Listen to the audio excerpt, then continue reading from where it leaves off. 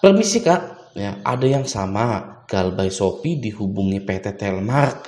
Apakah PT Telmark juga melakukan penagihan di tempat kerja atau di rumah? Minta infonya Kak, terima kasih.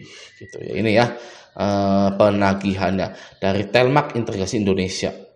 Saya Endang dari PT Telmark, rekanan SPayLater dan Spinjam, ingin menginformasikan bahwa kewajiban pembayaran yang belum diselesaikan dengan rincian sebagai berikut. Apa ini DPD, SPL, SPJ, CHP, total tagihannya 14 juta gitu ya. Galbay di Shopee atau SPayLater 14 juta. Ya, nah jadi bagi yang sudah dihubungi PT Telmark Integrasi Indonesia, Anda itu harus berhati-hati. Kenapa? Karena PT Telmark itu ada centang hijaunya. Ya, saya takutnya Anda menganggap hal itu adalah hal besar, ya. Padahal hal kecil gitu ya. Kita semua tahu ya, di sosial kita yang pakaiannya lebih bagus itu dianggap lebih kaya. Ya kan? Wih, pakaiannya bagus nih. Wih, mobilnya bagus nih, wih, motornya bagus nih, dia pasti orang punya gitu. Sama juga dipinjol gitu ya. Wih, yang nagihnya langsung dari perusahaan pihak ketiga. Wih, ada centang birunya nih. Waduh, tamat riwayat saya nih ya. Udah habis semua saya. Hidup saya tidak bisa lanjut gitu. Nah, saya takutnya seperti itu. Yang nagihnya itu dari WA resmi, Anda langsung beranggapan bahwa Anda akan didatangi dan hidup Anda tidak akan lanjut gitu. Ada loh yang seperti itu. Ya banyak ya. Makanya ada korban bunuh diri, ya kan? Ada yang menjual hartanya mati-matian, gila-gilaan gitu kan. Itu. Oke. Jadi mau itu PT Telmark, mau itu PT apa, PT apa, PT apa sama saja. Tidak ada bedanya dengan penagihan-penagihan yang lainnya. Gitu. Oke. Nah, sekarang kita baca komentar sebentar di sini ya. PT Telmark, Shopee, Spinjam. Oke. Di sini ada yang bilang gini ya, enggak ada yang datang Kak, saya 3-4 bulan Galbay. Oke. Lalu enggak ada DC ya. Shopee mah penagihan lewat telepon doang, bro. Enggak ada DC lapangan dia mah. Aman bang, gua udah 2 tahun total 8 juta. Saya Galbay sudah 3 tahun ya, aman. Nggak ada DC kakak, DC lapangan ya. Saya udah 8 bulan Galbay. Aman bang, saya sudah 1 tahun total Galbay Shopee 14 juta. Oh, jadi di grup Facebook Raja Galbay itu saling membantu ya, saling memberikan informasi juga gitu. Nah jadi bagi Anda yang Galbay di Shopee itu tenang saja, santai saja. Jangan bikin ribet, jangan pusing, jangan panik ya, karena faktanya tidak akan ada DC lapangannya. Gitu ya. Sebenarnya ya, mau ada DC lapangannya, mau nggak ada DC lapangannya, ya santai-santai saja gitu loh. Oh, Galbay tapi ada DC lapangan, ya sudah hadapi saja sebenarnya. Ya, oke.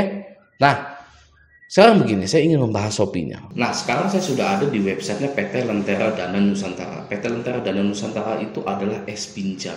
Kita klik syarat dan ketentuan pemberi pinjaman. Nah, di sini ya.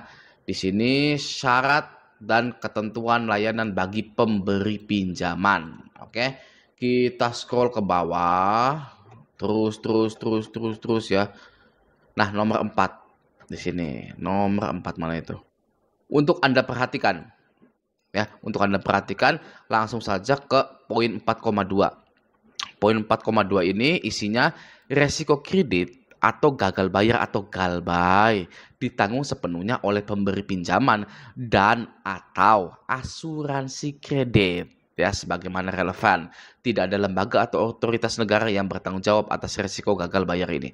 Nah, jadi ya, jika nasabah ini gagal bayar, maka bisa ditanggung sepenuhnya oleh asuransi, yang mana tertuang juga di surat edaran OJK nomor 6 bab 7, ini ya bab 7 nih ya.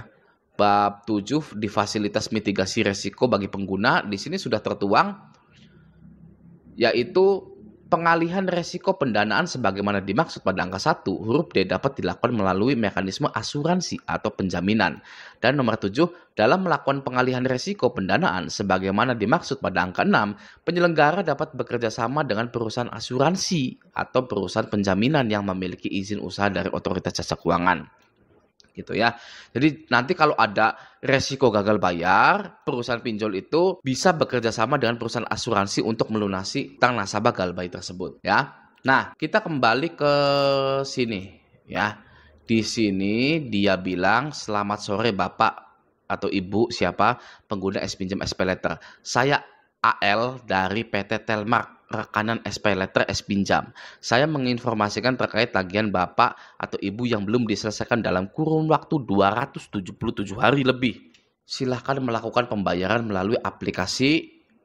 Dikarenakan apabila Bapak Ibu tidak segera menyelesaikan kewajibannya, maka data akan kami proses sesuai SOP yang berlaku. Ya. Nah, ini adalah penagihan dari SPayLater S-Pinjam melalui pihak ketiga, yaitu PT Telmark. Ya.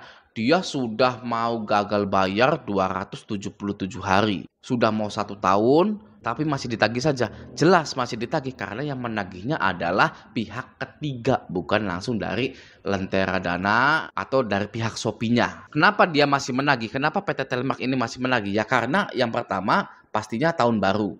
Ya, ini mau tutup buku maksudnya, akhir tahun gitu mau tutup buku. Kenapa enggak ditagih gitu ya? Kenapa enggak ditagih? Ya tagih aja gitu kan. Kata supervisor debt collector-nya, ya tagih aja dong. Ya kenapa enggak? Siapa tahu aja mau bayar gitu kan. Itu yang pertama. Yang kedua, sebenarnya S-Pinjam ini sudah di-cover oleh asuransi. Bisa kita lihat di sini. Nih, gagal bayar ditanggung sepenuhnya oleh asuransi kredit gitu ya. Sebenarnya sudah ditanggung ya oleh asuransi kredit, tapi kemungkinannya yang pertama pengen double ya, dapat double gitu kan. Wow, sudah dicairkan nih oleh asuransi ya. Kenapa nggak ditagih lagi biar double gitu kan. Oke ya, ini sudah PT Telmark, ini sudah pihak ketiga. Ya jelas-jelas di sini PT Telmark rekanan SPayLater. Nah, di sini ya denda 5% setiap bulannya, skor kredit menurun, data pelanggan tercatat tidak baik, itu sudah. Orang yang sudah gagal bayar 277 hari sudah terkena semua resiko dari gagal bayar tersebut. Ya, sudah kena denda, sudah kena skor kredit menurun, data disilik OJK sudah tidak baik ya, atau K5 sudah dihubungi kontak daruratnya ini ya. Data akan terus di sistem sampai nasabah melakukan pelunasan. Nah, ini salah nih. Ya, karena kebanyakan orang yang sudah gagal bayar bertahun-tahun itu pasti berhenti ditagih. OJK akan menghukum pinjol yang memiliki banyak data gagal bayar. Jadi pinjol wajib mengauto lunaskan hutang-hutang yang gagal bayar tersebut ya, agar tidak disanksi oleh OJK gitu ya. Lalu pengalihan data ke field collector gitu ya, ke debt collector lapangan ya. Ini 2 bulan atau 2 tahun ya, ini belum didatangi oleh DC lapangan. Oke. Jadi saya harap penagihan-penagihan seperti ini itu sudah tidak mempan terhadap Anda gitu ya. Anda sudah melupakan pinjol-pinjol Anda dan Anda juga sudah semakin kuat ya hari demi hari. Nah, ini sangat hebat sekali ya ini ya. Tagihan kredivo atau surat tagihan kredivo ini langsung disobek-sobek gitu. Galbay selamanya gitu ya. Saya mau tanya, apakah Anda menaruh surat kredivo atau disobek-sobek atau dibuang? Ya, wajib dibuang ya. Wajib dibuang, wajib disobek. Karena jika Anda menaruh surat penagihan dari DC lapangan dengan rapi, maka Anda akan kepikiran terus, hidup tidak tenang, hidup cemas, was-was, panik. Karena ibaratnya Anda menyimpan sesuatu yang belum bisa diselesaikan gitu ya. Jadi saya sangat sarankan jika Anda didatangi oleh DC lapangan kredivo atau apa gitu ya, Anda langsung sobek, buang. Ya, lanjutkan hidup Anda gitu. Nah, di sini komentarnya sobek aja surat nggak penting ya, kerja bagus. Sobeknya di depan komok DC-nya. Keren lu Bang ya.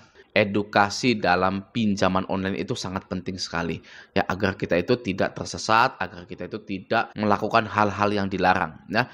Edukasi yang paling penting dalam dunia pinjol itu adalah keberanian menghadapi resiko-resiko gagal bayar. Ya, resiko gagal bayar itu didatangi DC lapangan harus berani ya, jangan nggak berani.